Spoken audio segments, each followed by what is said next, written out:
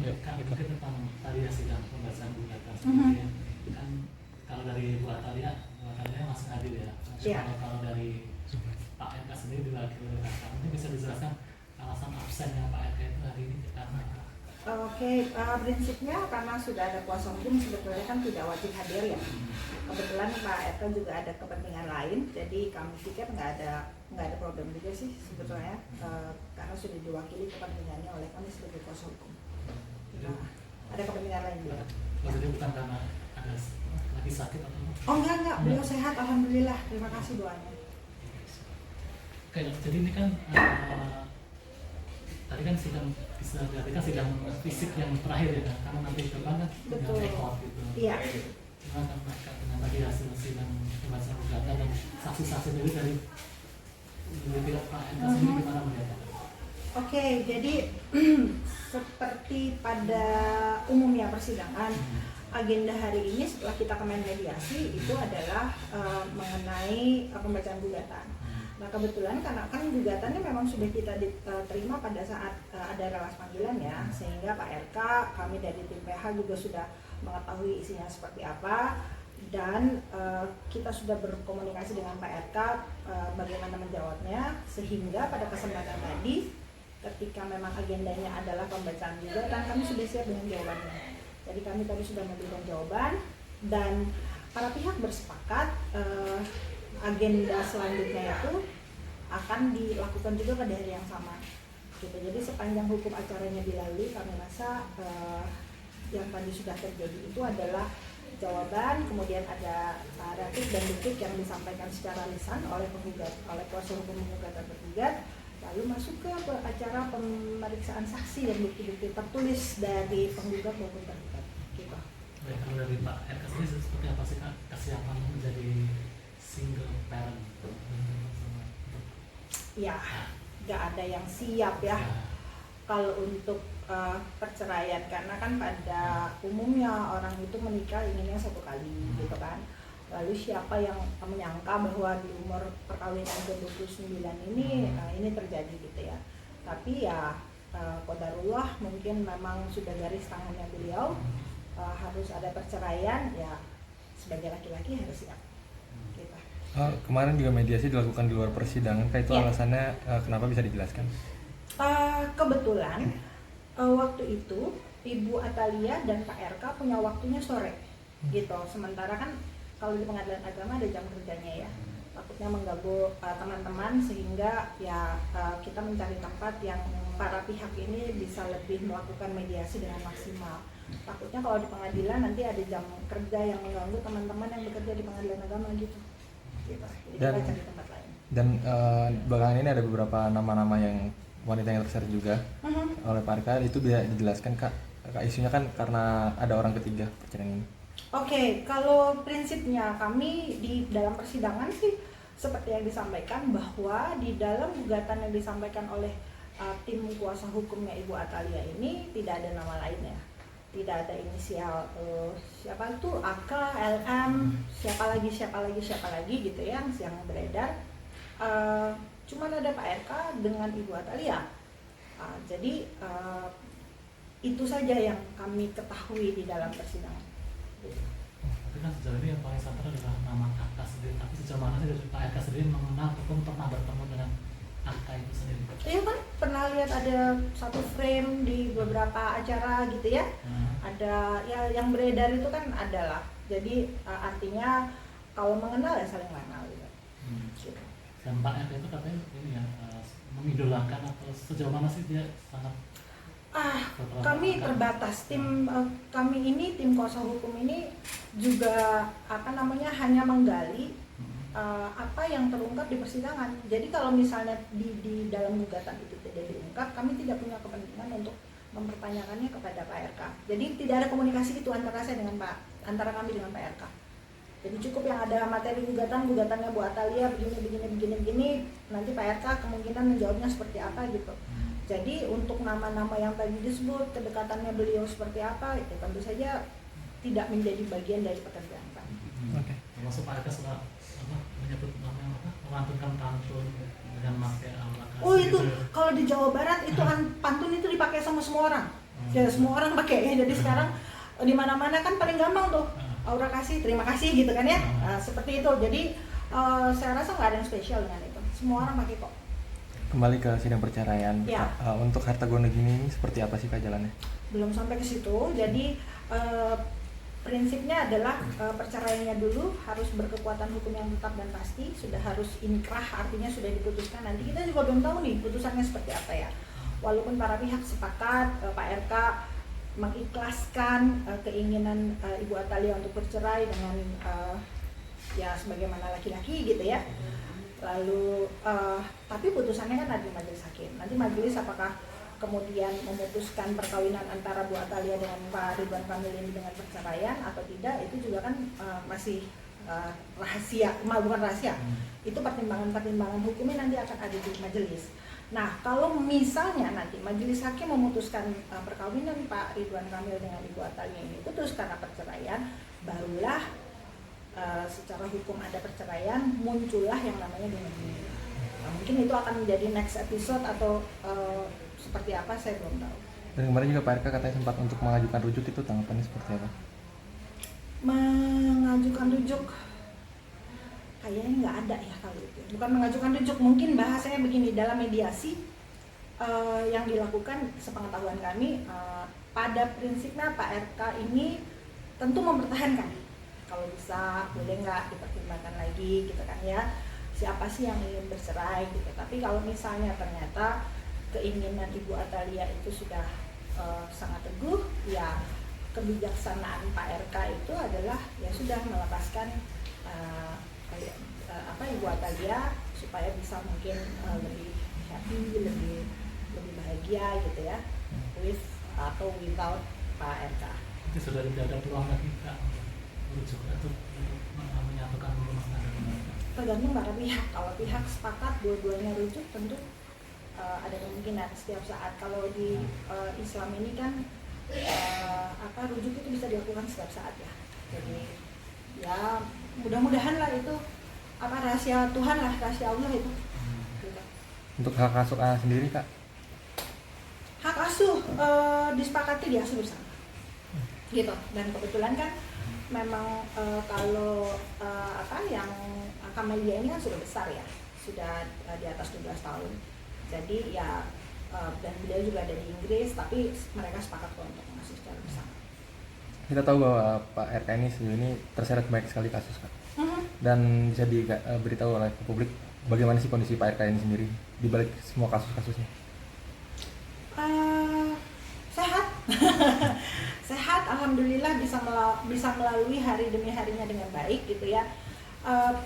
Kasus-kasus tentunya kan harus dihadapi gitu, dan tentu kesehatan Pak RK baik secara psikologis maupun jiwanya juga kan memang diperlukan gitu. Jadi alhamdulillah sih sekarang Pak RK dari kemarin kita ketemu juga baik-baik saja. Terkait barang-barang pribadinya Pak RK yang juga dimiliki oleh perempuan-perempuan itu kayak punya motor gitu yang sama dengan Pak RK. Kata siapa? Lah nanti kalau saya bilang juga teman saya juga punya motor yang sama gimana? Ya no comment, saya nggak tahu juga ya apakah memang identik sama atau seperti apa, kan nggak ada salahnya juga kalau memang punya barang yang sama gitu. Kayaknya itu kan dijual bebas tuh, bukan juga yang limited edition atau seperti apa, hanya cuma 2 gitu di dunia juga. Nggak ada komen yang bisa saya sampaikan mengenai itu. Tapi untuk yang ini salah akalnya kata orang KPK-nya kan terbuka peluang untuk dipanggil di desa terkait aliran dana dari Pak RK sendiri itu gimana? Ya itu kewenangan KPK lah, kewenangan KPK lah. Oke, itu kewenangan KPK lah ya. Dan untuk sampai saat ini komunikasi Pak RK dengan Bu Atalia ini seperti apa sih Pak? Oh, Bu Atalia tadi sampaikan di persidangan tadi pagi pun mereka masih chat. Jadi menurut saya komunikasi antara Bu Atalia dengan Pak Ridwan Kamil masih sangat baik ya, untuk membicarakan banyak hal gitu. Masih oke. Untuk status rumah yang tinggal bersama itu, kan Bu Atalia kan keluar ya dari rumah. Jadi sekarang statusnya gimana? Karena memang belum ada gugatan gunung gini, belum ada pembagian apa segala macam gitu ya, mungkin masih status bersama, milik bersama. Masih milik bersama. Jika memang perceraian ini bukan kasus isu atas orang ketiga, apakah memang ingin menyeret dari kasus lain nggak perceraian ini? Maksudnya enggak? Karena memang kasus ini kan bukan akibat dari orang ketiga. Oke. Ya, apakah kasus lain yang dihadapi Pak RK ini menjadi salah satu pemicu untuk bisa bercerai? Saya rasa Ibu Atalia tidak sekerdil itu, gitu ya. Ibu Atalia itu orang hebat lah gitu. Jadi nggak mungkin lah karena masalah-masalah seperti itu terus memutuskan untuk bercerai dengan orang yang sudah menemani hidupnya 30 tahun lebih, mungkin 29 tahun lebih. Saya rasa rasanya tidak seperti itu. Tapi untuk Pak RK sendiri, dari dalam lubuk hati paling dalam, apakah ikhlas dengan keadaan yang diterima? Harus ikhlas. Harus ikhlas. Atau ada pesan-pesan khusus dari Pak RK sendiri? Ya, beginilah. Pada prinsipnya sebagai seorang suami, Pak RK ini mungkin mereka sudah berbicara seperti apa yang disampaikan oleh Bu Atalia. Komunikasinya sudah terjalin cukup lama untuk membicarakan masalah ini gitu ya, sampai kemudian sampai kepada titik pada saat ini teman-teman ketahui ada gugatan perceraian gitu. Dan saya rasa seperti yang disampaikan oleh Ibu Atalia tadi bahwa komunikasi mereka ini layaknya dua orang dewasa, seperti diskusi dan dengan baik gitu ya, tidak ada emosi, tidak ada amarah. Nah, artinya Pak RK juga dengan kesadaran yang penuh, dengan keikhlasan hati ingin memberikan keinginannya Ibu Atalia gitu. Ingin mempermudah apa yang diinginkan oleh Ibu Atalia. Jadi nggak, walaupun mungkin dari dalam jiwanya nature-nya laki-laki ya, nature-nya suami kan ingin mempertahankan gitu. Tetapi kalau itu menjadi keinginan dari seorang istri yang selama ini dia kasihi dan dia sayangi, yang ingin bebas dari rumah tangganya, ya ini adalah saat yang baik bagi Pak RK untuk memberikan apa yang dibutuhkan oleh Ibu Atalia. Kemarin ketika Pak RK masih menjabat itu, ketika Pak RK bertemu sama public figure gitu, sejauh mana sih mungkin bentuk perhatian ke Pak RK ke public figure, pernah nggak sih memberikan dia support apapun, pemberian apa, hadiah atau apapun? Saya nggak tahu dengan itu.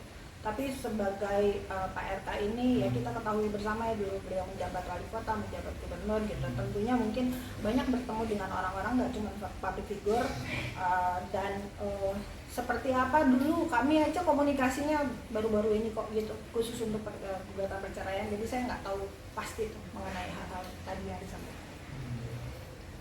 Tapi perasaan Pak RK gimana sih? Banyak sekali yang mengarah cewek-cewek itu pernah surat apa? Kakak sendiri bisa membawakan cara-cara curhatan Pak RK kayak gimana? Kembali lagi ya, di materi gugatan Bu Atalia ini nggak sama sekali nggak menyangkut ke situ. Jadi tidak ada juga yang harus saya tanyakan ke Pak RK gitu. Tiba-tiba saya pengen, Pak RK benar nggak sih gitu. Rasanya nggak begitu tuh hubungan kami gitu ya, sebagai pengacara dengan kliennya. Cukup apa yang ada di dalam materi persidangan, kami juga tidak mau tahu terlalu banyak dengan gosip-gosip yang beredar, dengan berita-berita yang ada, seperlunya saja.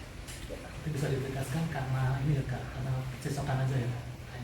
Ya, pasal 19 huruf F, percekcokan yang sudah tidak bisa ditamaikan kembali gitu. Mungkin cekcoknya gini ya, cekcoknya orang ini kan beda-beda, ada yang harus sampai lempar-lemparan batu gitu ya, ada yang dilakukan KDRT, ada juga orang yang cekcoknya itu sebagai orang dewasa memang sudah komunikasinya sudah tidak terbangun dengan baik gitu misalnya. Nah ini hal itu yang tadi sebetulnya menjadi highlight gitu ya, bahwa ya udah pasal 19 huruf F, percekcokan yang diantara mereka komunikasinya sudah tidak berjalan dengan baik gitulah, kurang lebih seperti itu. Jadi nggak ada tuh alasan-alasan lain di dalam gugatan tadi. Jadi tadi saksi dari kakaknya sendiri juga ingin membuktikan ada percecokan seperti apa gitu ya Kak? Iya, tadi saksi kan dihadirkan dari penggugat ya.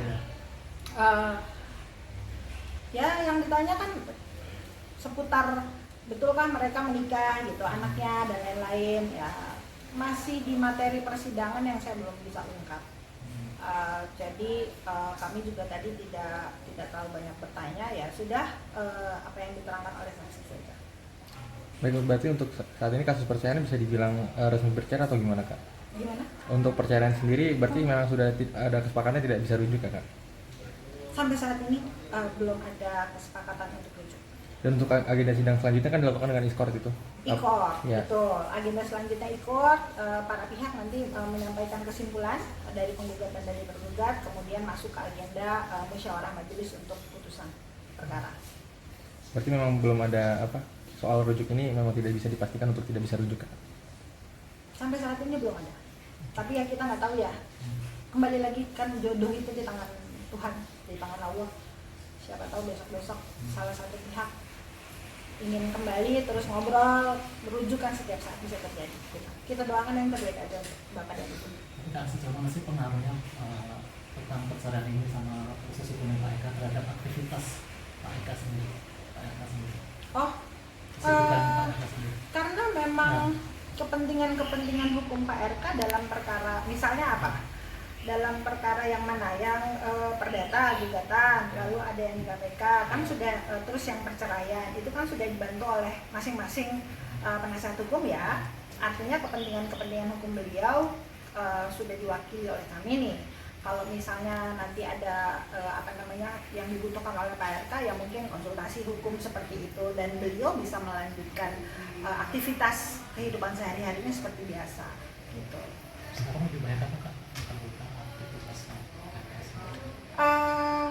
Ke main sama Arka terus masih ngegambar juga gitu ya, ngobrol sama keluarga, mungkin ada beberapa pekerjaan yang dilakukan, masih dengan senangnya, dia lagi senang main sama Arka sebetulnya. Ada rasa kerinduan kumpul keluarga gitu nggak sih kak dari kak sendiri? Harusnya ya. Saya nggak tanya tuh, tapi ya wajarnya kan begitu, nature-nya kan begitu.